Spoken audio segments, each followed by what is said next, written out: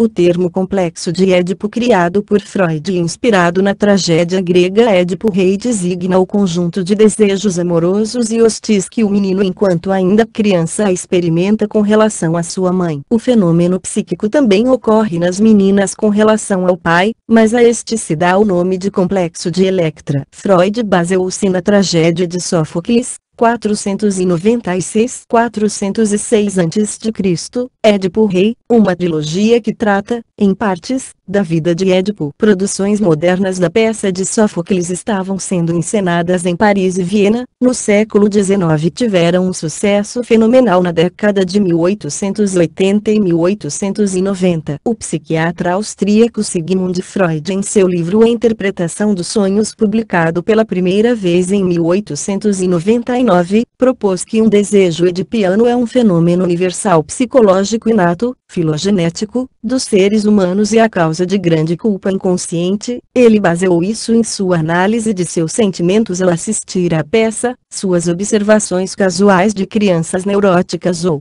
normais e no fato de que a peça Édipo Rei teve sucesso em ambos os públicos, antigo e moderno. Ele também afirmou que a peça Hamlet fora eficaz pelo mesmo motivo. Freud descreveu Édipo como segue: seu destino nos move apenas porque poderia ter sido nosso, porque o oráculo lançou a mesma maldição sobre nós antes do nosso nascimento, como sobre ele. É o destino de todos nós, talvez, dirigir nosso primeiro impulso sexual para nossa mãe e nosso primeiro ódio e nosso primeiro desejo assassino contra nosso pai. Nossos sonhos nos convencem de que isso é assim. O complexo de Édipo. Na teoria clássica da psicanálise, o complexo de Édipo ocorre durante o estágio fálico do desenvolvimento psicossexual, a idade de 3 até 6 anos, quando ocorre também a formação da libido e do ego. No entanto, pode se manifestar em idade mais precoce. O infantilismo psicossexual, apesar da mãe ser o parente que gratifica principalmente os desejos da criança, a criança começa a formar uma identidade discreta sexual menina que altera a dinâmica do relacionamento entre pais e filhos. Os pais tornam-se objetos de energia libidinal infantil. O menino dirige sua libido, desejo sexual, para a sua mãe, e direciona o ciúme e a rivalidade emocional contra seu pai porque é o que dorme com a mãe. Além disso, para facilitar a união com a mãe, o id do menino quer matar o pai, como fez Édipo, mas o ego pragmático, baseado no princípio da realidade, sabe que o pai é o mais forte entre os dois homens que competem a posse da mulher. No entanto, o menino permanece ambivalente sobre o lugar do pai na família, o que se manifesta como medo da castração pelo pai fisicamente maior. O medo é uma manifestação irracional e inconsciente do id infantil. Defesa psicológica em ambos os sexos. O mecanismo de defesa fornece resoluções transitórias do conflito entre as motivações do id e as motivações do ego. O primeiro mecanismo de defesa é a repressão, o bloqueio de memórias, os impulsos emocionais e as ideias da mente consciente, mas a sua ação não resolver o conflito id-ego. O segundo mecanismo de defesa é a identificação, pelo qual a criança incorpora, ao seu super-ego, as características de personalidade do pai do mesmo sexo. No que se adaptar, o menino diminui sua ansiedade de castração, porque a sua semelhança com o pai o protege da ira do pai na sua rivalidade materna. Ao se adaptar, a menina facilita a identificação com a mãe, que entende que, sendo do sexo feminino,